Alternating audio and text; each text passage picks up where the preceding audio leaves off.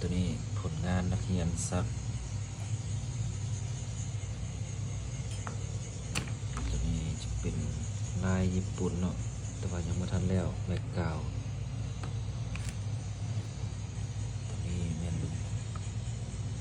ลายน้อยเลยคาบุกิตัวนี้เป็นประเภทมินิมอล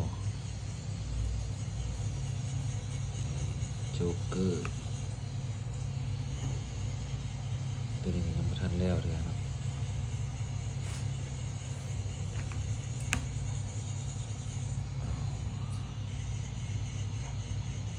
สไตล์ภาพเมืองเป็นซักทำเห็ดปัดเงาทำเห็ด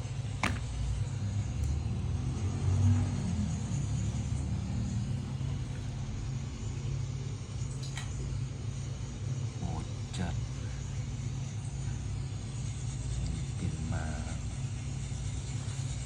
ตัวนี้ยังไม่ทันแล้วเถอะซักตัวอยู่เฮือนอ๋อจบไปแล้วจบแล้วเนาะ แค่นั้นจบละ เอาใครสนใจซักก็ติดต่อหาสร้างรักได้เนาะเนียนๆ